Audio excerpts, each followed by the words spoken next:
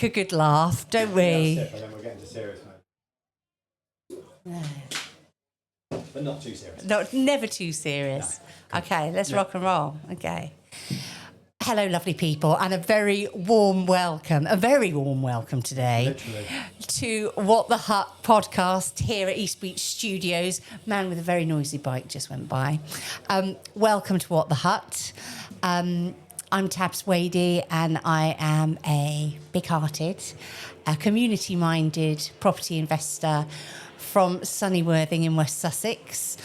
We like to work with hardworking people to earn better returns than they can earn in the bank by investing with us or people that we know, like and trust, like the fabulous Matthew Hawes, who is not only one of the best men I know, but a consummate professional. Let you introduce yourself, because you'll do it better than me. Go for it, Matt. So yeah, I'm Matt Hawes. I'm from Oxfordshire, Buckinghamshire border.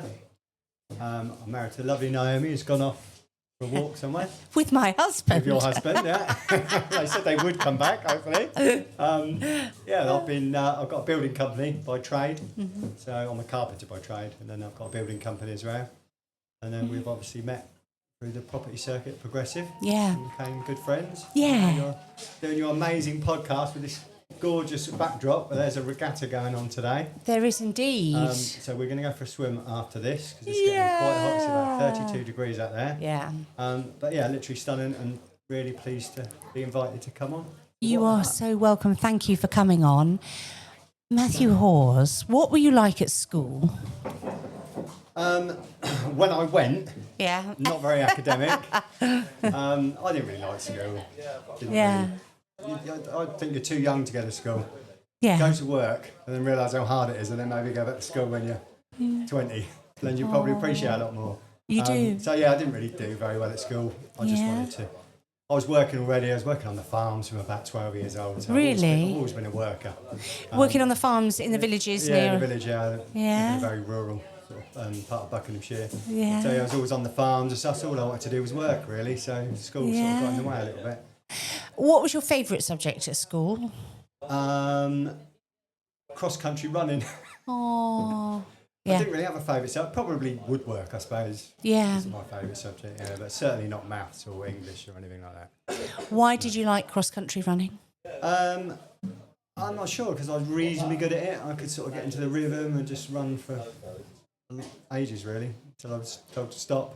Oh. So yeah, that was the only sport. I was never into football or rugby or anything like that. So yeah. So a lone wolf. Yeah, maybe.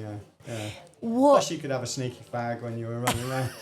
We don't do that anymore, though, no, do we? No, of course not. No. Thank you.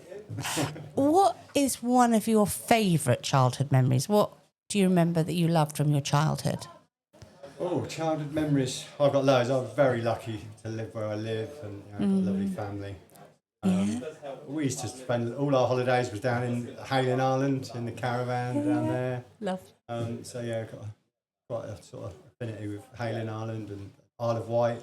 Yeah. Used to go to the Isle of Wight quite a lot. So I was lucky. I had a really nice childhood. And summers like this were just spent down the fields, in the river, all your mates. We were saying the other day to our children, it didn't matter what age you were. Yeah. Back then, it was sort of like you were all just mates. You know, you'd be playing with people 3 or 4 years older than you, but we'd just all go down the river, take the stereo down there and, little barbecue and just spend all day. It's beautiful weather like this. Yeah. All the girls and boys of the village, there'll be like 30 of us down there and swimming and... Love that. It's brilliant, yeah. It's a really lovely childhood we had, yeah. Good, I'm glad. Yeah. And are they, now I know that you are an old school raver as well. Yes. Did you go old school raving with your buddies from Oxford?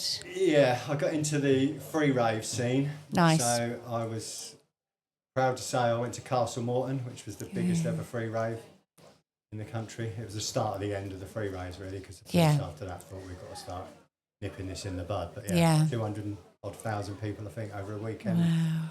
At Morton, I was there for all 4 days, I think. I'm really glad you got home. Yeah. One of my friends who disappeared on day 2 said he got to go to work on the Sunday. I think he's a baker. Then I got to go to work on the Sunday. And then I think a day later I saw him. I said, I thought you'd gone home. He said, I can't find my car. There were so many people there, literally. Wow. But so I wouldn't change it, don't get me wrong. You said the same. It was a great time. Some mega experiences and stuff. I wouldn't change it, but so I was a free raver. Good, I'm glad to hear it. Yeah. Good. We've had many a conversation about that, haven't we? Yeah. I don't know who's winning this regatta, Matt, do you? Who's winning? Yeah. Certainly wouldn't be me. It wouldn't be you. I think they are quite difficult to row. They look very stable, but when I have once sat in them, they are thin and extremely tricky. So, definitely won't be me. And I won't be winning the swimming race later either. I've heard you're a bit of a torpedo in the... I do like swimming. Yeah, so I'll bob along, but I'm not a swimmer. No. It definitely looks very appealing. I like the peace and quiet of swimming. Yeah. You know, when you can just... Get in the zone. Yeah, and you can just focus. I know you're a very focused person as well. After you were at school, what did you do then, Matt? So, I always wanted to be a carpenter. I've got a photograph of me. I think I was 4 or 5 years old. I'll show you next time. Yeah. And I got a carpentry set for Christmas. There's a lovely photo my dad took Christmas morning. I've got my Jimmy Jammers on. I've got a little bit of wood and a little saw. I've got my tongue out. I'm concentrating, and I can honestly say from that day I wanted to be a carpenter. Yeah. Good enough for Jesus. It was good enough for me. It's good enough. It's good enough for Matt Hawes. So literally when I was 16, I'd already got my apprenticeship ready to go with a local company. My brother had already worked there. My brother's 3 years old and he's a bricklayer. He was already working for the same company. So I knew what I wanted to do. So school really, sort of the final exams and stuff, was just didn't really. I regret it a little bit because when I started at college, I had to get my maths and English because I didn't get it at school. So, I became a carpenter. So I've done that for 3 years, done 2 years, and then I've done my advanced carpentry, and then I've done my skills carpentry. So about 3.5 years in total. But it was the end of the 90s, end of the 80s, early 90s, and there was a big recession. So as soon as my carpentry apprenticeship was finished, then they had to get rid of everybody because the company was struggling. They actually ended up going down the pan, sadly. They've been around for 100 years, HJNA, right? Been around for 100 years, but the recession got them in the end. Was that kind of scary for you? At 19, to suddenly be out on your own, so I'd done quite a lot of sort of work, just literally working myself. We worked with a few mates, just doing little jobs here and there when you could get them, but there literally wasn't much work around really. Wow. And it was round about, I think when I was about 22, that I decided to go back to uni. I went to college first and done a HNC in building technology, and I absolutely loved it because it was the right time. That's what I'm on about with the school thing. I chose to do that. Yeah. So I put all my efforts into it. I excelled. I got distinctions in most of the subjects. And then after that, I really wanted to do a degree, but it was going to take ages to do it part-time. So I was still living at home with my mum at the time. She said, look, if you want to do it full-time, then go for it. So, so I left work and just went and done my degree full-time. And how did you find that? Absolutely loved it, Again, I got really good grades all the way through and got to the end of that, and I would love to have stayed and done my masters, but I thought it was time I needed to get out and earn some money because Mum couldn't really fund another 2 or 3 years or however long it would take to do my masters. So I left and went and started doing site management then. Wow. Up in London for 5 years. Did you I bet you worked on some big projects there. Yeah, some quite big stuff up in London, sort of £10 million jobs. We got a a bank I worked on, which turned into flats, Connaught Street. Wow. Then also Boydell Court, we got a block of, I think it was either 8 or 10 stories. Where's that? That That's rings in a bell. St John's Wood, that St is. John's, yep. And there were blocks of flats, and we put 2 extra stories on the top. Wow. And 2 different blocks of that. I've done phase 1 and phase 2. So you managed the... I was a site manager on that, yeah. What? Yeah, so Yeah. it was a good job. But while all the residents were living in the flats below, so it was... Wow. Stressful? Yeah, very stressful, yeah. Yeah. Very stressful. Good lads working for you, though? Yeah, well, obviously I was working for a company, but it was a good team, yeah. Yeah, good. So then you were working in London. So what changed then, Matt? Well, actually, when I actually finished, I was working in Leatherhead. I had a year and a half in Leatherhead, and driving to Leatherhead every day, it was, I think, 68 miles, I think it was, all around the M25. On a Friday, trying to get home, and all your mates are in the pub, and they're ringing you, and you don't get back home till 8 or 9 o'clock in the evening. I thought, really, it's too much travelling. And my uncle was over from Australia at the time, and he was working on a barn conversion. Yeah. And I could see the barn from the village where I lived. I could see it in the valley. And he said, they want another carpenter on that. Why don't you come and do that? So I thought, and the money was, we were paying good money. So I went, and I was missing the tools a little bit as well. Yeah. The trouble is with the management, the higher up you get, you're just in the office all the time. You're not really out on site doing the job as such. You're just in the office doing paperwork and meeting the clients and reporting back to the directors and stuff. It's not really what I wanted to be doing. So so I went and started doing working for this local developer doing the barn conversion. So fantastic. So when did you decide that you were going to go out on your own? So I worked with this guy for probably about 4 years, I want to say, 3 or 4 years, and then the money started to dry up.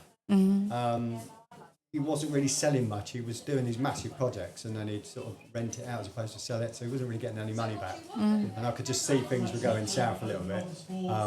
So I left before I could see. And I'm glad I did, because he'd done another project, I think, and then got rid of everybody, and I think they owed everybody a bit of money in the end, but so luckily I got out at the right time. So and then literally I had a bit of work that I was doing at weekends anyway, so when I left I'd already got some weekend work for a lady, and she was desperate for me to do more work, so I knew I'd got at least 2 or 3 weeks with her. So I just took a chance and then done that, and then just got another job, and before I knew it, took somebody on, and then literally just grew from there. And it's not an easy thing to do, is it, when you've got, because your family must have been really young, and... Yeah, when I first started, we didn't have any children for about the first 4 years. But when you start, you sort of never really think you're going to turn in, it's got quite a big company in here. But certainly with the systems I had in the office, or didn't have in the office, more to the point. But you just say you don't realise that things are growing. I'm a carpenter, I'm no good at admin jobs. When we had our first child and Naomi was in the office, she was like, where's this bit of paper? And I was like, I don't know. And there's lots of money we lost for bits of materials that got returned that I never got a returns ticket for. So she got the office in a really good state now. So there's lots of systems in place and stuff which I didn't know about at all. So if you could speak to yourself at that period of time, what would you say to your younger self in business and family life then? Yeah, definitely getting the systems set up correctly. We should have had a pay structure for all our lads, which we never had, because when you got, at the peak, I think we had 15 guys direct, and then we had at least another 15, 20 every day as subcontractors on all our different jobs. So it didn't seem like there was ever more than 2 weeks went past without someone coming in wanting more money. Because we never really had a structure in place, you couldn't say, well, you're at this level, so you get this amount of pay, or that level, because it was just, the business just grew. So that was always a bit a hassle. There's always somebody who want more money, and then you give them more money. Don't say anything. Give them more money. 2 weeks later, they go and tell Joe Blogs, and he wants more money, and then it rolls on again until they go up and up and up, and then you think, well, you've just priced yourself out of the market. You're not worth the money anymore. So that's. But again, it's just like getting the systems in place from the start, isn't it? But only you can turn the clock back 20 years. I know. Well, yes. And I probably would never have got the company as big. Because you think you're chasing the work, the work's coming in. I'm not a person saying, no, so all this work was coming in, I get some more guys to do the work. We had quite a big turnover at one point. but you're not necessarily making the money because you say if you've got 15 guys, you don't need 15 guys every day. So maybe 2 or 3 of them might just be hangers on. And you're like, oh, you've got to keep them employed. They've got mortgages and wives and children and stuff. So you have to keep them on. But Sundays you could probably get away with 7 guys. Or something. So, but you say, well, go to that job and be like, well, I ain't got much to do. But so it's sort of like, I say, because you've got a commitment to them, you need to do that really. But in the end, we didn't get rid of them. 2 guys left, and then a couple of others went with them. And we just thought, shall we replace them or should we just see what it's like? So we said, no, let's just see what it's like. So we tickled along with 6 or 7 guys, I think. And our turnover went down by $500,000, but our profits stayed the same. Ah, okay. So it just says a lot, doesn't it? Yeah. And a lot less hassle. A lot less hassle. Yeah, still hassle, but a lot less. Yeah. So it's a lesson learned. I think you've got to get to a certain point. You either go massive as a company, or just keep it small. Because that little bit in between, I just don't think works. So from my experience. Yeah. So what kind of projects are you working on, like today, Matt? At the moment, I mean, most of our work is for clients like extensions and renovations. The odd new build. We built the tennis club quite recently, in Bowls and Tennis Club in our local town. It's quite a nice thing to leave for the town. There's a sign outside saying built by Hawes Construction, so that's quite nice. So that's the sort of thing we're doing. But I say we're trying to branch out and do more of our own stuff now, really. Yeah, like what kind of thing would you really like to do? I like doing barns. Barn conversions are a nice thing to do, but we're just building a few houses. What I'd like to see is love to see you write a book. That Particularly, that could be on the cards, yeah. I'd really love you to maybe a barn conversion book. I can't think of anyone better to. Yeah, it's definitely something I'm sort of considering. We have spoken. When will that be, Matthew? I couldn't possibly say. Can we put a date on it, please? Yeah, it's definitely something I'm considering, yeah. Yeah, that would be great. That would be great. And can I have a signed copy? You can, yeah. Thanks very much. 30 quid, yeah. What keeps you awake at night these days? Not much, because I go to sleep quite early. It's more like what gets me up in the morning. I don't know, I sleep pretty well at the minute, to be honest with you. But it is peaks and troughs, if you get a difficult client, that can keep you awake. Money obviously can keep you awake. We just finished a project, you know about it, but we took a bungalow, turned it into a 5-bedroom house. We stupidly put too much of our own money in it, really. We should have borrowed a bit more from an investor. We borrowed most of it from an investor, but some we put our own money in. That left us a bit short of money for a while. So that kept me awake a little bit. Bless you. We were fine, don't get me wrong, we were working for clients and the money was coming in. But we like to have a bit of a buffer. It's nice to have a buffer. Absolutely In right. the bank, and we didn't have that buffer, so it was a bit touch and go at times. But so that keeps me awake. But I as you know, I go to bed early, but I wake up early. I'm an early riser. So. And you're sporty, aren't you? I'm into cycling, although it's kind of gone to the wayside a little bit this year because I'm trying to do more with my properties and pushing the property side of the business. So I was beating myself up that I wasn't going out on my bike as much. And the trouble is with cycling, it's I was doing like I would never go out for less than 50 miles a week, apart from through the week. Through the week I'd do like 40-mile rides. But then weekend it was at least 50, but most of the time 80 to 100. Yeah. But that takes a long time. My quickest 100 was 6 hours, just over 6 hours and 15 minutes, I think. So that's a long time out of your day, even though I was leaving it in the middle of the summer. I might leave at 4 or 5 in the morning. But it's a lot of time that you're not. I mean, I do a little bit of work as I'm doing it because I'm looking around the area. Yeah. I'm looking for barns. I'm looking for plots of land and stuff like that. And I make a mental note and get back, and then send letters off to these people. So it's a little bit of a busman's holiday as such. So you're looking for barns around Oxford? Around Oxfordshire, and Buckinghamshire, barns or bits of land or just any opportunity really. Yeah. And then get back, write a letter to them. So it's not just combining the cycling with my work as well. But it's a long time to go out cycling, so I've kind of let it go a little bit. Hence the stuff. I'm sucking it in a little bit. I'm hoping Nick can cut some of this out. Stop it.